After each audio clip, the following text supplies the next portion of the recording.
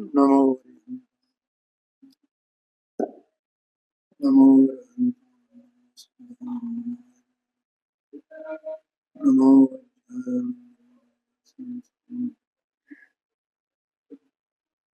सर्वव्यापी सर्वोपाय परात्मने सोपतन्ते प्रसिद्धाय ज्ञानदात्मने।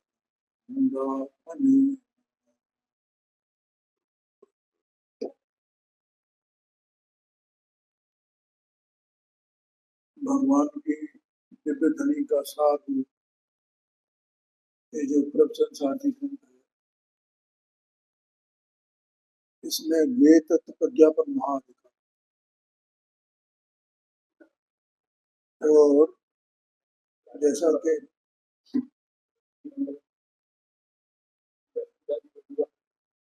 आप भी नहीं, वो इधर से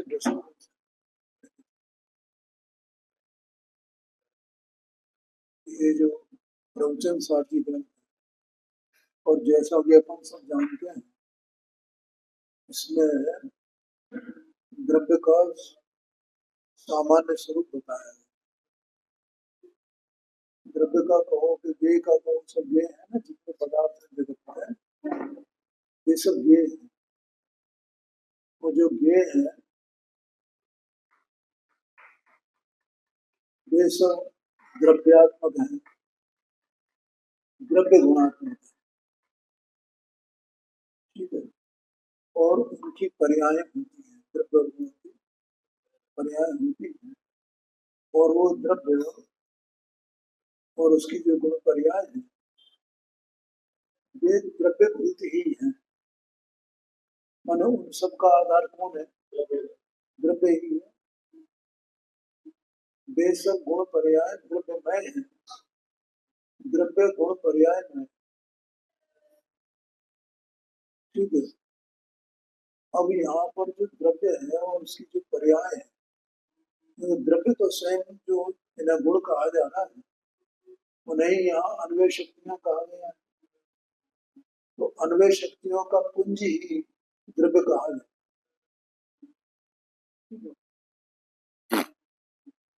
और वो जो अन्वय शक्तियों का पुंज जो द्रव्य है, तो उसमें पर्याय भी होती है। अब जो पर्याय होती है, तो वे पर्याय भी द्रव्य के द्रव्यत्व से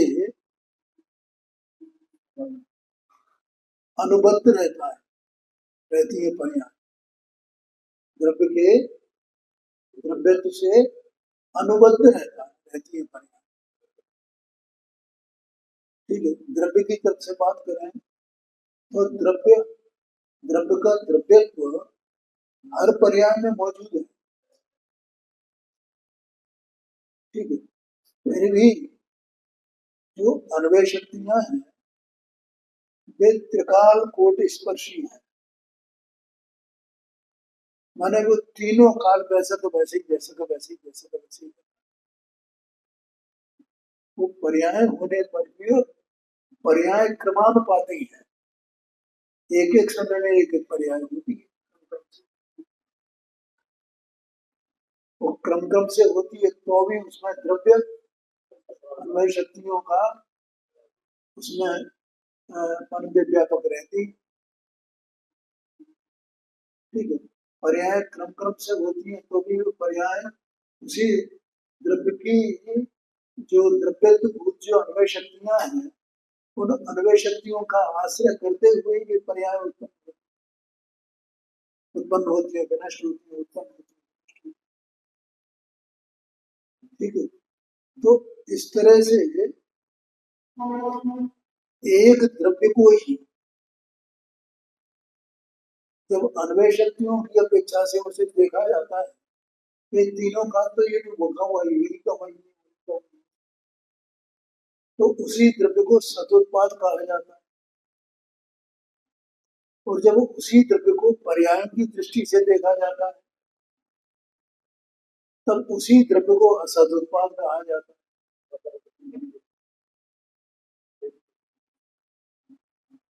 क्या कहा? उसी द्रव्य को असत उत्पाद कहा जाता है, उसी द्रव्य को सत उत्पाद कहा जाता, द्रव्य को ही कहा जाता है, पर्यायों को असत उत्पाद नहीं कहा जाता। द्रव्य की चर्चा है, ये ध्यान रखना। तो पर्यायों को असत उत्पाद ना, द्रव्य का सत उत्पाद, द्रव्य का असत उत्पाद, पर्यायों की दृष्टि से द्रव्य का असत उत्पाद और द्रव्य की दृष्टि से सत उत्पाद, ऐसा है।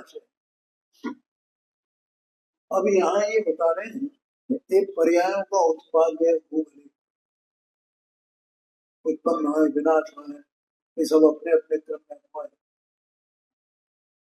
तो भी द्रव्य का अन्य अन्य बना नहीं होता है। क्या कहा? द्रव्य का अन्य अन्य बना नहीं होता है, इसका मतलब द्रव्य अनन्य ही रहता है। ठीक है। और पर्यायों में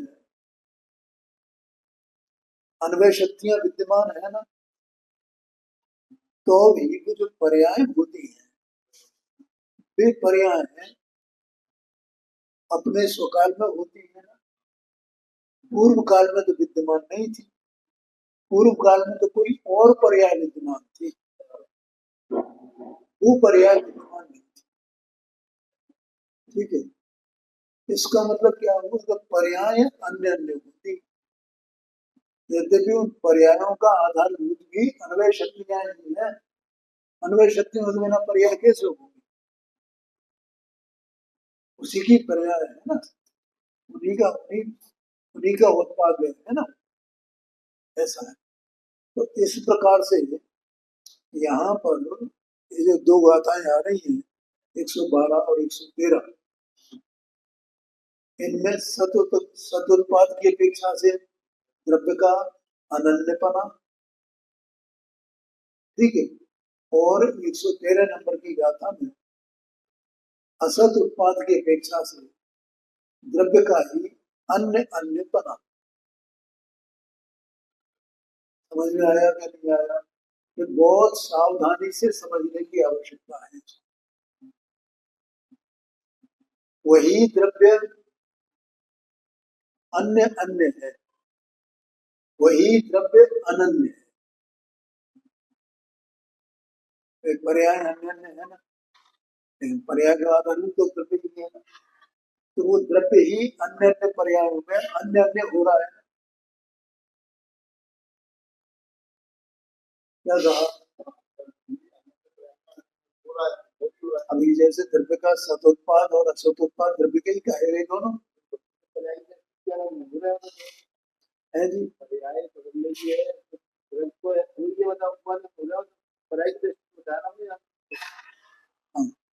द्रव्य को जब हम पर्याय दृष्टि से देखते हैं तो वो द्रव्य अन्य अन्य है, और द्रव्य को हम द्रव्य दृष्टि से देखते हैं तो द्रव्य अनन्य है। माने पर्यायों में भी तुम द्रव्य को ही देखना, लेकिन वहां पर्यायों में द्रव्य को कैसे देखना? अन्य अन्य देखना। ठीक है। और पर्यायों के ही काल में हम पर्यायों को गौण करके और द्रव्य को द्रव्य की दृष्टि से देखें तो अनन्यपना है उसको। इतनी सी तो बात है, नहीं आया इसमें। इसलिए मैं कह रहा हूं तो सावधानी से समझना। इसको समझना माने हमें नयों का स्वरूप समझ में आ गया, हमें वस्तु का स्वरूप समझ में आया कि नहीं आया?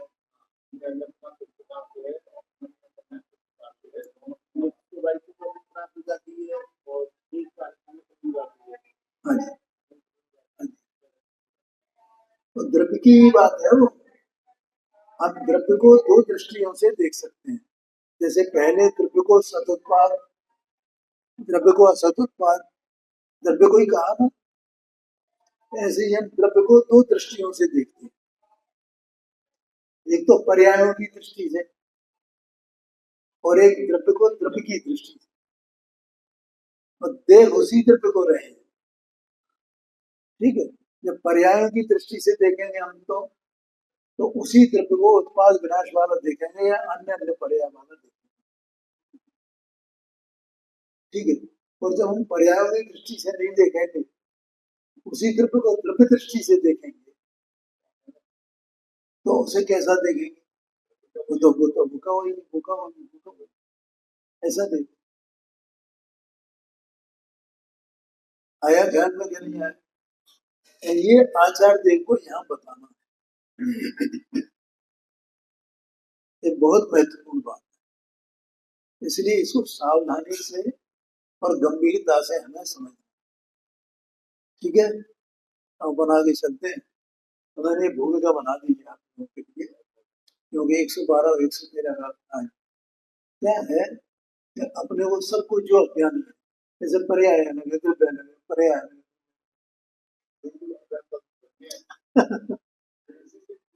हाँ जी, हाँ जी, ऐसा समझते आए हैं ना।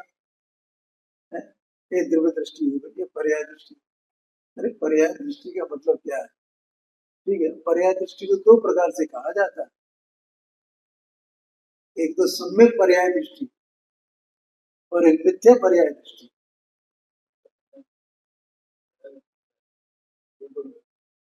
एक तो सम्यक पर्याय दृष्टि और एक मिथ्या पर्याय दृष्टि। हाँ जी, हाँ जी, हाँ। ठीक है, मिथ्या पर्याय दृष्टि क्या है? कि हम पर्याय मात्र को बिना द्रव्य के ही देखें, बस यही द्रव्य है, ऐसे ही देख लिया जो कुछ है, बस वर्तमान में यही है। अथवा तो पर्याय बिल्कुल न्यारी है, द्रव्य न्यारा है, ऐसा मान। पज्जय मूल परसमय पहले कहा था ना, पज्जय मूल पर्याय नहीं, मूल द्रव्य को जानते हैं। लेकिन यहाँ तो द्रव्य को जान लिया ना, दोनों प्रकार से, द्रव्य को द्रव्य की दृष्टि से और द्रव्य को पर्याय की दृष्टि से।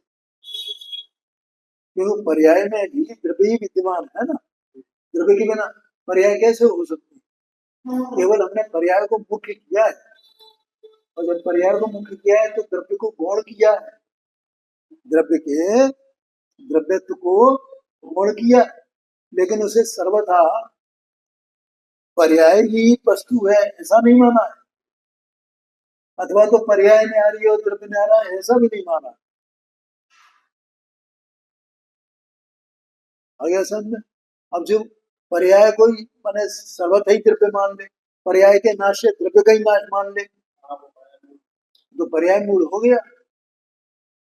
ठीक है, अथवा तो पर्याय में आ रही है और द्रव्य में आ रहा है, ऐसा माने, वो भी पर्याय मूल है। वो क्यों? क्योंकि पर्याय पे से उसकी दृष्टि हटी नहीं, तो जानते नहीं पर्याय पे और द्रव्य के स्वरूप, ऐसा आक्षेप है। तो भैया बहुत गंभीरता से और सावधानी पूर्वक समझना इस बात को, इसके लिए चर्चा बहुत सुन लिया अपन ने ये सब, दूसरों की बात है, समझ गए ना। देखो गुरुदेव श्री ने आजीवन 45 साल तक लगातार, और वे ये जो करते थे वे अपने लिए करते थे, समय सार का स्वाध्याय 1 घंटे रोज, 45 साल तक। तो वहां तो द्रव्य को कैसा बताया एकदम, और उनके ज्ञान में सब कुछ था, तो वे तो ये सब चर्चा अपने लिए करते थे। अब तुम्हारी जिम्मेदारी है कि पहले तुम द्रव्य का स्वरूप समझ करके आओ, तुम उनके सामने आओ। लेकिन जिन्होंने पहले द्रव्य का स्वरूप नहीं समझा यथार्थ बने, तो वे ऐसा समझ लेने के पर्याय, द्रव्य तो सर्वथा पर्याय से अलग है। अब ये प्रश्न आते भी है ना, देखो पर्याय से पार कहा, पर्याय से पार कहा, ऐसा 2-3 दिन पहले प्रश्न आया। तो पर्याय से पार कहते हैं भैया, पर्याय से पार का मतलब पर्याय को गौण कर, जब हम उसका उसमें अनन्यपना देखेंगे ना, सत उत्पाद देखेंगे ना, तब उसमें हमें उत्पाद में दिखाई देगा क्या? बस ये बात, वो गौण है, ये तो दृष्टि की बात है ना, कि हम किस दृष्टि से देख रहे हैं। वस्तु तो जो जहाँ है वैसी की वैसी है ना, कोई वस्तु ऐसी तो नहीं है जो पर्याय से बिल्कुल अलग हो गई है। तो पहले वस्तु को द्रव्य पर्यायात्मक स्वीकार करें, तब वो ज्ञानी के अभिप्राय को समझ सकता है। ज्ञानी तो अपने अभिप्राय से बात करता है, और है भी उसमें शास्त्रों में तो नए किसको कहते हैं, तो ज्ञानी के अभिप्राय को नहीं कहते हैं, ऐसी परिभाषा है।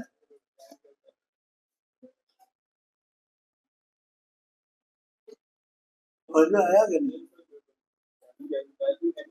अब द्रव्य का स्वरूप ही हम नहीं समझेंगे तो फिर क्या मतलब। इसीलिए तो जिनवाणी में जो व्याख्यान करने का, प्रवचन करने का ये जो कार्य किया जाता है,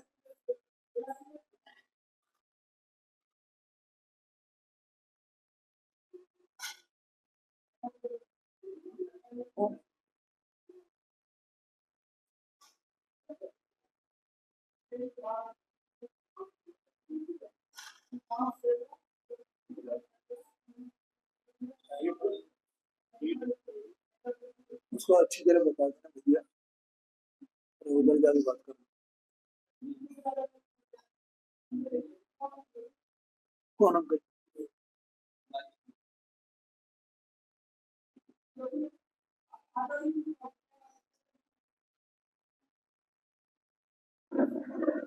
या मंदिर में है तो बाहर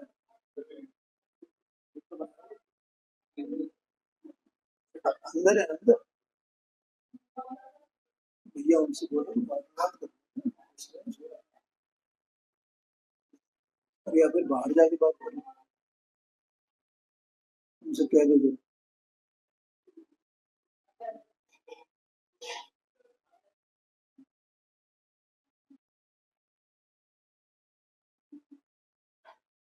तो जो हाँ हाँ, तो जो भी व्याख्यान करता होता है, उस व्याख्यान कर्ता के लिए आगम का निर्देश है कि जो पात्र जीव हैं उन्हीं को उपदेश करना, अपात्रों को नहीं बताना। तो अपात्र तो समझेगा नहीं कुछ, और कुछ भी मानेगा। और पात्रता अपने को कब आती, जब हम वस्तु के स्वरूप को समझे। ठीक है, देखो जब शिविर वगैरह लगता था सोनभद्र में, तो एक तरफ गुरुदक्षी के व्याख्यान चलते थे, और एक तरफ शिविरों में जो शिविर चलते थे वो हजारों लोग पूरे देश भर से पहुंचते थे। तो उनके लिए सब ये कक्षाएं क्लासेस वगैरह चलती थी द्रव्य का स्वरूप बताने के लिए, पर्याय का स्वरूप बताने के लिए। आया कि नहीं आया था? लेकिन लोग उसको ध्यान से नहीं समझते थे, उसमें उन्हें प्रश्नोत्तर नहीं आते थे, इसलिए सब गड़बड़ी हुई थी। तो हजारों वर्षों तक सुनने वाले भी, माने वो वर्षों तक सुनने वाले लोग, और आज भी सुन रहे हैं, तो उन्हें बस वही ऊपर जैसे पर्याय है ना, द्रव्य है, द्रव्य तो शुद्ध है, द्रव्य तो शुद्ध है। हर एक आदमी जिससे पूछो उससे वही है, द्रव्य तो शुद्ध।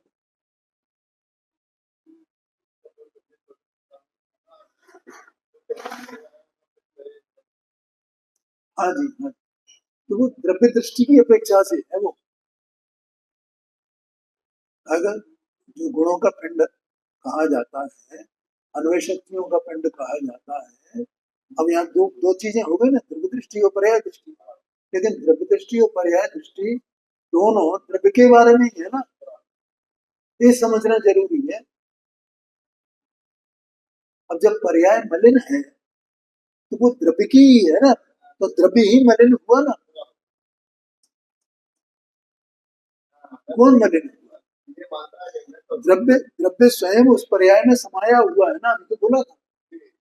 तो पर्याय मलिन है तो द्रव्य मलिन हुआ क्या नहीं हुआ? अभी ये कह रहे शुद्ध है। अभी मैंने गुरुदेव जी का प्रसंग बताया था ना उस दिन, 2-3 दिन पहले, जो शक्तियों पर जब है था ये भैया, शुद्ध का अनुभव किए बिना शुद्ध वस्तु की सिद्धि नहीं होती है। स्वानुभव के बिना वस्तु शुद्ध है इस बात की सिद्धि नहीं होती है। हाँ, ये अनुभव तो हुआ नहीं, अब वो ये मानता है मैं तो शुद्ध ही, मैं तो शुद्ध ही। अरे भैया वो तो सब ये ग्रंथों में, अब अभी अपन ने प्रवचन वो नियम सार जी में वो कलश आया, उसमें कलश में ये कहा ब्रह्मदार देव ने कि भाई कुबुद्धियों को सुबुद्धियों को मैं किस नए से अशुद्ध देखूं। इसका मतलब क्या हुआ कि वे द्रव्य दृष्टि से उनको सबको शुद्ध देखते हैं, सभी को, चाहे वे शुद्ध हो चाहे निरोध के जीव हो, वे द्रव्य दृष्टि से देख रहे हैं ना, तो उन्हें पर्याय का ज्ञान है कि नहीं है?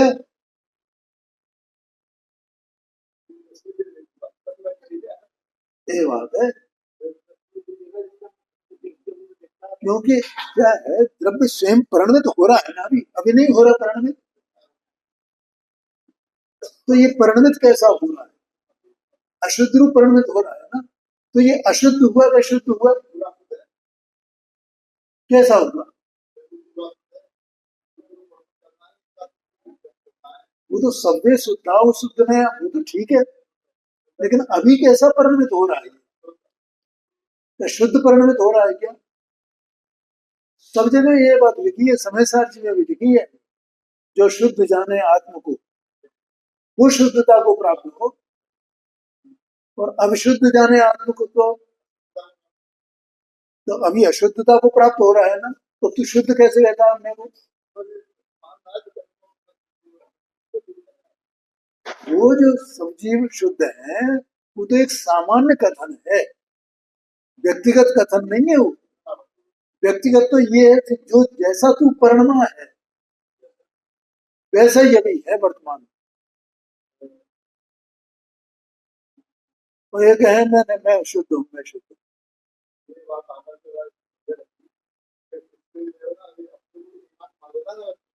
हाँ जी हाँ, नहीं भैया क्या करो आप, खैर तो अपन ने ये वस्तु स्वरूप को बराबर समझे, ये उसी के लिए है। तो अपन देखो कल गाथा अपन ने पढ़ी थी, अब उसकी टीका है, मैंने भूमिका बना दी है। अब टीका 230 पेज पर है, 230।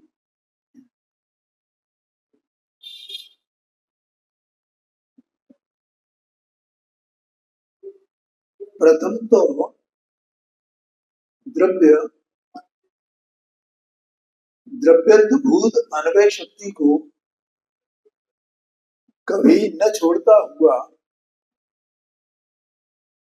सत ही है, माने सदाकाल सत है वो, सत है माने विद्यमान है। अन्वय शक्तियों का पुंज है ना, अन्वय शक्तियां एक द्रव्य की द्रव्यत्व भूत है, माने द्रव्य का आधार क्या है? अन्वय शक्तियां हैं। अन्वय शक्तियों के बिना द्रव्य को द्रव्य नहीं कहा जा सकता। तो अन्वय शक्तियों के कारण से, अन्वय शक्तियों की दृष्टि से देखा जाए तो वो द्रव्य कैसा है? सदा काल विद्यमान है, सदा काल विद्यमान, किसी भी काल में उसका अभाव नहीं। और द्रव्य के जो पर्याय भूत व्यतिरेक व्यक्ति का उत्पाद होता है, समझ गए ना क्या नवीन भाई, क्या होता है? मैंने पर्याय का उत्पाद होता है ना, समझो। व्यतिरेक व्यक्ति तो पर्याय का लक्षण है। व्यतिरेक व्यक्ति क्या है? पर्याय का लक्षण है व्यतिरेक व्यक्ति। पहले उत्पाद के लक्षण बताया था और वहां भी व्यतिरेक व्यक्ति कहा था, और यहाँ भी कह रहे हैं। व्यतिरेक व्यक्ति का मतलब क्या है कि वो एक पर्याय अपने एक काल में होती है, उस काल में दूसरी पर्याय नहीं होती है। किसकी? द्रव्य की, द्रव्य की एक काल में एक पर्याय होती है, दूसरी पर्याय नहीं होती। ऐसी जो पर्याय है, जो व्यतिरिक्त व्यक्ति का उत्पाद है, उसमें भी उस पर्याय में भी जो पर्याय अपने अपने काल में होती हैं, उन पर्यायों में भी द्रव्यत्व भूत अन्वय शक्ति का अच्युतपना होने से, अन्वय शक्तियां है ना, अन्वय शक्तियों से द्रव्य का द्रव्यत्व है ना, तो उन पर्यायों में भी द्रव्य का द्रव्यत्व कायम रहता है ना। पर्याय अपने अपने काल में होती है, लेकिन अपने अपने काल में होने पर भी द्रव्य का द्रव्यत्व, अन्वय शक्तियां उनमें रहती है कि नहीं रहती है? कि वे पर्याय अन्वय शक्तियों के बिना हो सकती है। हाँ, यही बात है। उसमें भी द्रव्यत्वभूत अन्वय शक्ति का अच्युतपना, माने निरंतर विद्यमानता, कभी वो छूटती नहीं है, कभी उसका अभाव नहीं होता है। एक क्षण के लिए जो पर्यायों का उत्पाद है उत्पाद है उत्पाद है चल रहा है ना, तो चाहे तो उत्पाद हो चाहे व्यय हो, जो अन्वय शक्तियां हैं वो उत्पाद में भी हैं और व्यय में भी है। समझ में आया क्या? क्योंकि उत्पाद व्यय तो पर्याय का स्वभाव है। उत्पाद में क्या है? पर्याय का स्वभाव है उत्पाद में। उस पर्याय की जो भी दशा हो, उत्पाद हो का व्यय हो, उसमें भी अन्वय शक्तियां विद्यमान है, अन्वय शक्तियों के बिना।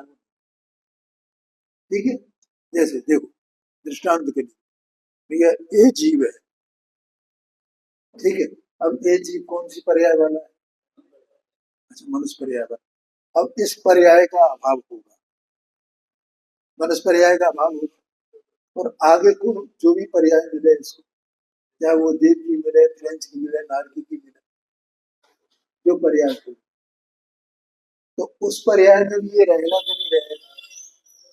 उन अन्वय शक्तियों का जो द्रव्यत्वभूत जो अन्वय शक्तियां हैं, उनका पुंज, ये द्रव्य उस पर्याय में भी रहेगा कि नहीं रहेगा? अब इस पर्याय का अभाव हुआ उस काल में भी है कि नहीं है, और नई पर्याय का उत्पाद होगा उस काल में भी है कि नहीं है? ठीक है। और एक वो क्या कहते हैं उसको, विहायो गति, ऐसा विहायो गति ऐसा कहते हैं, विग्रह गति, विग्रह गति। तो विग्रह गति माने क्या कि एक पर्याय छूटी और अगली पर्याय मिली, उसके बीच में जो 2-3 समय का काल होता है, तो उस काल में भी एक द्रव्य का अभाव हुआ है क्या? विग्रह गति भी इसकी अवस्था हुई ना, तो उसमें द्रव्य के द्रव्यत्व का अभाव हुआ है क्या उस पर्याय में? ये नहीं हुआ है। द्रव्य का अभाव कैसे हो सकता है? हर पर्याय में, हर दशा में वो है, ये कहते हैं। तो वो हमेशा है ना, इसका नाम है अच्युतपना, वो छूटता नहीं कभी। द्रव्य अनन्य ही है, माने सभी पर्यायों में द्रव्य अनन्य है, माने वह का वही है, अन्य अन्य नहीं हुआ है।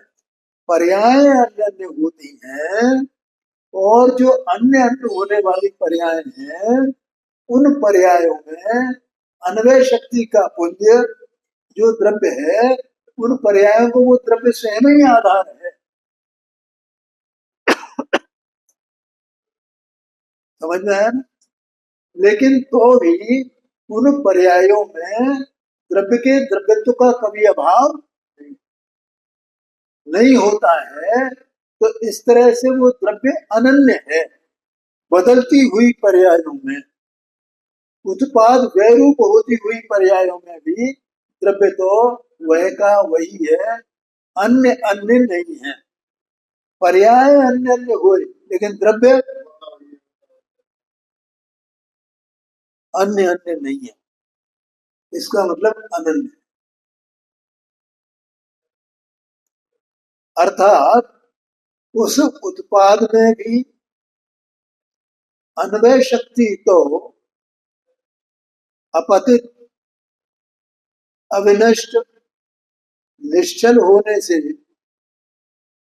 द्रव्य वह का वही है। समझ गए ना? माने सत उत्पाद में भी द्रव्य वह का वही है, असत उत्पाद में भी द्रव्य वह का वही है, ये बताना है,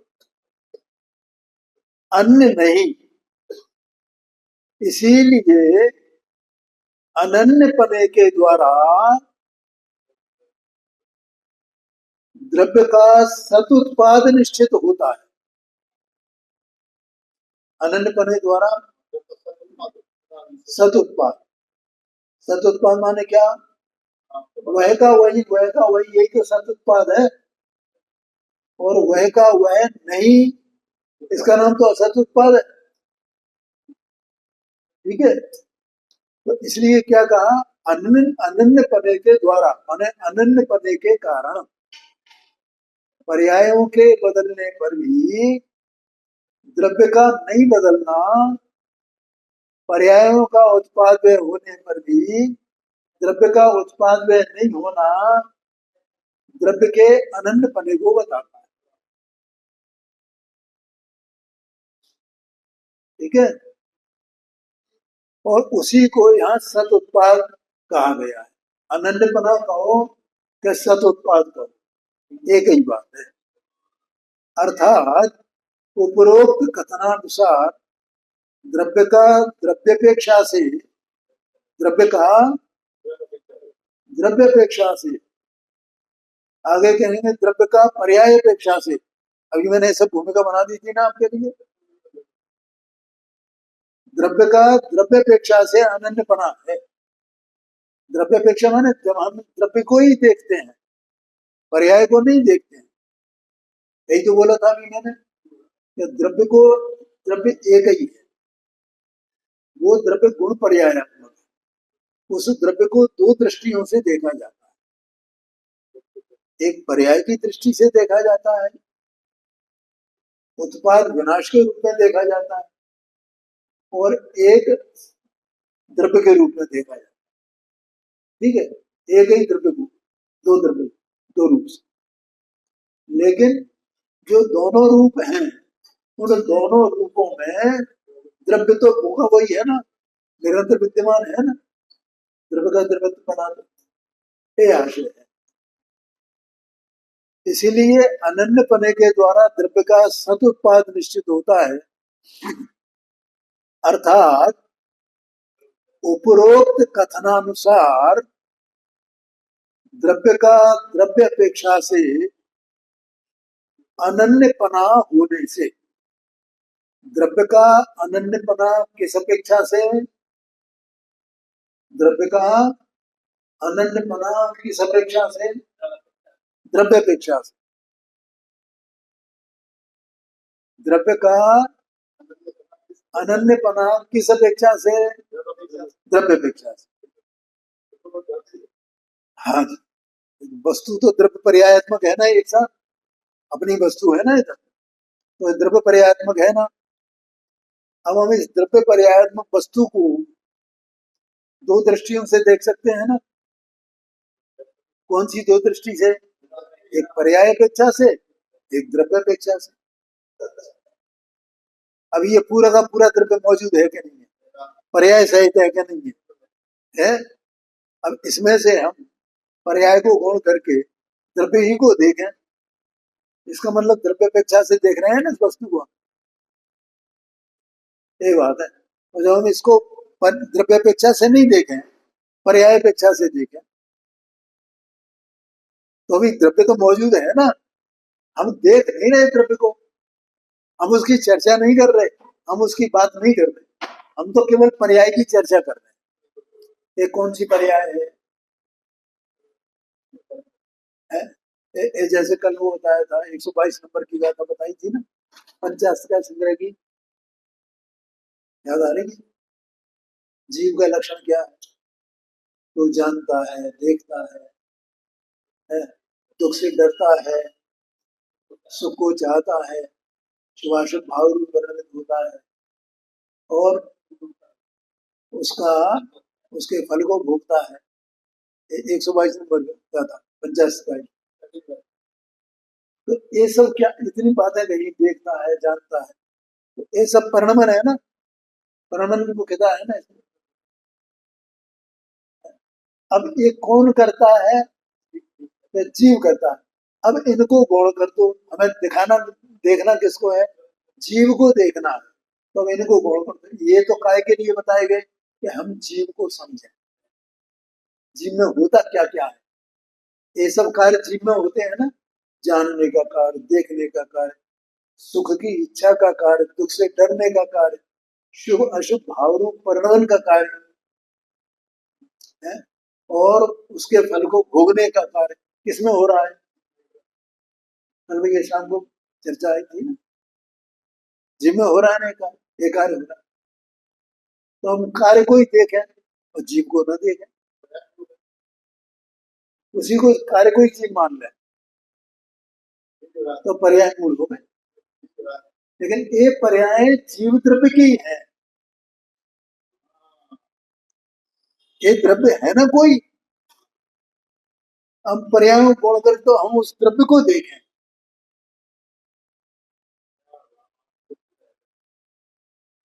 किसको देखें हम? जिसमें ये कार्य हो रहे हैं, हमें उन कार्यों को गौण करके उस द्रव्य को देखना है हमें। तो किसमें हो रहे हैं कार्य, वो कैसी वस्तु है, वो मुख्य हो गया, ये गौण हो गया। उसको देखो, है कोई वस्तु क्या? नहीं। लेकिन हमारी दृष्टि कहाँ रहती है हमेशा? अरे, मैं ये जानता हूं ना, मैं ये देखता हूं ना, ये हो गया ना है? मैं मुझे मुझे डर लगता है ना दुख से, मैं सुख चाहता हूं ना, तो इसकी एकत्व कहाँ पड़ा हुआ है? इसमें, इसी को मैं मान रहा, यही मैं हूं, यही ऐसा मान रहा है। लेकिन ये द्रव्य न्यारा है द्रव्य अपेक्षा से, और वो द्रव्य न्यारा है। ये कौन से द्रव्य की बात है? इस द्रव्य की बात है कि उस द्रव्य की बात है? ये द्रव्य की बात है, इस द्रव्य की बात नहीं है, तो पुद्गल द्रव्य है। ये तो जड़ है, अचेतन है, इसकी बात नहीं है। क्या कहा? ये डरता है किसी से, इसे दुख होता है, इसे सुख होता है, इसको शुभ शुभ भाव होते हैं, ये कोई फल भोगता है, कुछ नहीं होता है इसमें है? क्यों? क्योंकि ये जड़ है, जड़ पुद्गल द्रव्य, पुद्गल द्रव्य का ये परिणाम चलता है जी। रोग शोक, रोग हो रहे हैं वो जड़ में ही हो रहे हैं। चेतन का रोग तो मिथ्या दर्शन, मिथ्या ज्ञान, मिथ्या चारित्र, ये चेतन का रोग है। इसके रोग तो मुझे कोई कैंसर हो गया, ये हो गया, टीबी हो गई, फलाना हो गया, ये रोग होते रहते हैं। बुखार आ गया, जुकाम हो गया, ये किसके रोग है? जड़ के, पुद्गल। जीव को कोई इस तरह के रोग होते ही नहीं। तो देखो यहाँ पर, तो द्रव्य को द्रव्यपेक्षा से देखना, द्रव्य को पर्यायपेक्षा से देखना। तो यहाँ द्रव्य को द्रव्यपेक्षा से देख रहे हैं, तो वो का वही है, वो का वही है। इसका मतलब द्रव्य का सत उत्पाद निश्चित होता है। इसी बात को उदाहरण से स्पष्ट किया जाता है। देखो बिल्कुल सरल उदाहरण है, और ये अपन चर्चा में लेते रहते हैं, और अपने लोग सर समझ में आ जाए। और अभी बोला भी था, जीव द्रव्य होने से, जीव क्या है? द्रव्य है ना। जीव द्रव्य होने से, जीव माना कोई चेतन वस्तु, वो चेतन वस्तु द्रव्य है। द्रव्य होने से और द्रव्य पर्यायों में बरतने से द्रव्य, नहीं भाई समझ में आ रहा है कि नहीं आ रहा? द्रव्य काय में बरतता है? ये जो पर्याय है ना, मनुष्य पर्याय, इसमें द्रव्य अभी तो बोला था ना, उसमें बरत रहा है कि नहीं बरत रहा है? उसके बिना पर्याय हो सकती है क्या? ये पर्याय इस मुर्दे के मन मुर्दे से नहीं है। क्या कहा? ये जो पर्याय है ना, मनुष्यपनी पर्याय, तो इस मुर्दे के कारण से है। ये तो मुर्दा तो संयोग में है, नहीं है क्या? देख, अपने को, अपन घर गृहस्थी वाले, तो अपना घर है, अपनी गृहस्थी है, स्त्री पुत्र आदि के ये सब है ना, ठीक है? तो ये सब जीव के हैं क्या? और ये सब मिले तो है ना, मिले हैं कि नहीं? और ये कैसे है? संयोग रूप में है ना, और ये संयोग रूप में है। और जो इसकी अनाद की परंपरा में देखें अपन, तो ये सारे संयोग जो जीव को मिले हैं, वो इसके पूर्वोपार्जित कर्म के उदय से मिले हैं। क्या बोला मैंने? ये जीव के हैं नहीं। क्या बोला? जीव के हैं ये? जीव के हैं नहीं, क्योंकि अगर वे जीव के हुए तो वे चेतन होने चाहिए। जैसे जीव का ज्ञान है, जीव का दर्शन है, तो ज्ञान दर्शन ये जो है ना, जीव के चेतन है ना। आया क्या नहीं आया? नहीं आया भैया समझ? इसका मतलब जीव को उनके साथ एक में एक होना चाहिए ना, घर के साथ, व्यवसाय के साथ, नौकर चाकरों के साथ। ऐसा तो होता नहीं है। तो ये सब पूर्वोपार्जित कर्म के उदय के निमित्त से हर जीव को ये आए है ना, लेकिन तो भी जीव के नहीं है। ऐसे ये मुर्दा भी पूर्वोपार्जित कर्म के उदय के निमित्त से मिला है ना इसको संयोग में। संयोग दो प्रकार के हैं। एक प्रकार तो ये बाहर में जो दिख रहा है, और दूसरा प्रकार ये, इसको संश्लिष्ट संबंध वाला वो संयोग कहा जाता है, ठीक है? और वे असंश्लिष्ट संबंध वाले संयोग कहे जाते हैं। सबके दोनों प्रकार के संयोग है ना, इसलिए ये इस संयोग के कारण मनुष्य है कि नहीं? ये मनुष्य गति के उदय के निमित्त से इसका मनुष्य बना है जीव का। जीव चेतन वस्तु उसका। बोलो समझ में आएगा कि नहीं? इसमें बहुत भ्रांति है। हम समझते हैं मनुष्य बना इससे, हम पांच इंद्री वाले हैं, ये दो हाथ, दो पैर, इसलिए हम मनुष्य है ना। दो पैरों से चलते हैं, जानवर चार पैरों से चलते हैं, कोई कोई आठ पैर वाले नहीं होते, मनुष्य तो दो ही पैर वाले होते हैं, इसलिए हम मनुष्य है क्या दो पैर वाले? अरे वो सब व्यवहार के कथन है। समझ में आया कि नहीं भैया? ये शरीर मुर्दे से, मुर्दे के संयोग से ये मनुष्य नहीं है, लेकिन इसके परिणाम मनुष्य जैसे। किसके? इस चेतन वस्तु के परिणाम मनुष्य जैसे हैं। जो चार प्रकार की गतियां है ना, मनुष्य, क्रेंच, देव और नारकी। तो जो देव हैं उनके मनुष्य जैसे परिणाम होंगे या नहीं होंगे? क्रेंच के परिणाम मनुष्य जैसे होंगे या नहीं होंगे? है? और वो जो नारकी है उनके मनुष्य जैसे परिणाम होंगे नहीं होंगे? इसका मतलब वो परिणाम के आधार पर, चेतन के परिणाम, उनके आधार पर इसकी मनुष्य गति है, या इस मुर्दे के आधार पर इसकी मनुष्य गति है? हाँ, ये इसके परिणामों के अनुसार इसको ये मनुष्य गति है भाई। आया कि नहीं आया? ये मेरे घर की बात नहीं है, ये सब तुम ये समझ रहे हो कि ये तो अपने मन से बात कह रहे हैं। ये मेरे मन की बात नहीं है, भगवान की कही हुई बात है। समझ में आया ना? और आप चाहो तो उसका प्रमाण भी मैं बता दूंगा। है कि वो जो जो कर्म होते हैं ना, कर्म का जो उदय होता है, तो कर्म का उदय चार प्रकार का कहा जाता है। क्षेत्र विपाकी, गत विपाकी, उद्गल विपाकी और जीव विपाकी। ऐसे चार प्रकार से माने उसका उदय का जो फल आता है, विपाकी माने फल, उसका फल चार प्रकार से आता है। और वहां उसका भेद नहीं है कि एक हाथिया करना है या हाथिया करना। गति नामकरण का एक भेद है, ठीक है। और उसका उदय जो आता है, तो है वो हाथिया कर्म, लेकिन उसके उदय का जो फल है वो जीव में आता है, उद्गल में नहीं आता है। वेदनी कर्म के उदय का फल उद्गल में आता है। समझ गया ना? तो इसका मतलब ये मनुष्य गति है, मनुष्य गति। इसने मनुष्य गति बांधी, तो मनुष्य गति कैसे बनी? ये इसके परिणाम हुए ना, कौन से? अल्प आरंभ और अल्प परिग्रह वाले परिणाम, इसके परिणाम हुए ना। उसके परिणाम से इसको ये मनुष्य गति मिली। तो मनुष्य गति मिली, तो मनुष्य गति का उदय आया है, तो वो फलित हो रही है।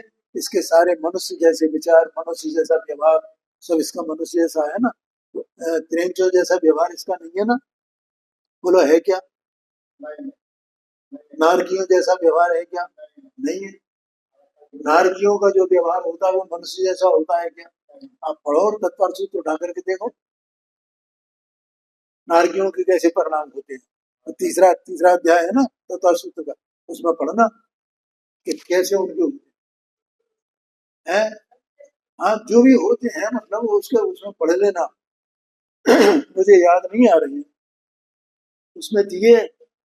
और मनुष्यों के कैसे परिणाम होते हैं और देवों के कैसे परिणाम होते हैं, वो सब वहां दिया है। तो वो अपने को सब समझ में आएगा वहां से। इसी के लिए वहां दिया गया। हाँ जी, हाँ जी।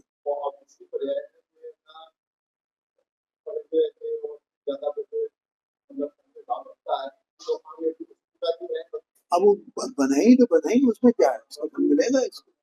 लेकिन यहाँ तो ये बताना है कि इसके शरीर के कारण से इसकी मनुष्य गति नहीं है, शरीर की रचना से। तो शरीर की रचना देखो, तो बहुत से अन्य त्रियंचों की भी शरीर की रचना वैसे मिल जाएगी आपको।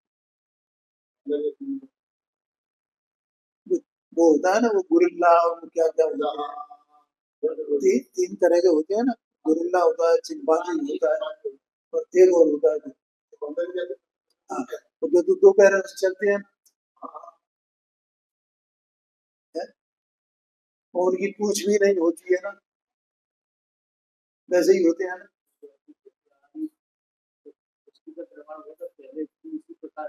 अरे भी बेवकूफ बनाते कुछ नहीं। तो वो डार्विन बेवकूफ था, उसने ये सब दिखाया। तो पहले ऐसा था जी, फिर ऐसा बन गया, फिर ऐसा बन गया। और आज भी वे क्यों है? देशी अभी आज भी है ना, तो वो इनमें से एक आध कोई क्यों नहीं बन जाता? अब बनते ना, उस समय क्यों बने?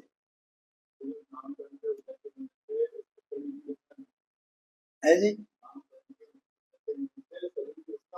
हाँ जी, हाँ जी, हाँ हाँ। तो वो उसमें 93 प्रकृतियां है ना, तो उसमें निर्माण प्रकृति भी एक है। उस निर्माण प्रकृति एक अंगोपांग प्रकृति है, उसके अनुसार बनते हैं सभी। है? मैंने कैसी सुंदर व्यवस्था है एकदम प्रकृति की, कोई बनाने वाला नहीं है।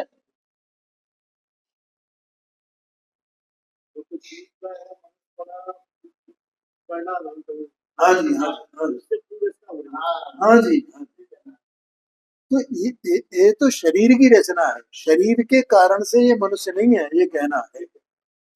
वो जीव की अपनी पर्याय है, और वो पर्याय है, उसमें वो द्रव्य विद्यमान है कि नहीं, द्रव्य के बिना वो पर्याय कैसे हो सकती है, ये बात बतानी। समझ में आया ना? समय हो गया, अगली चर्चा बंद करते हैं।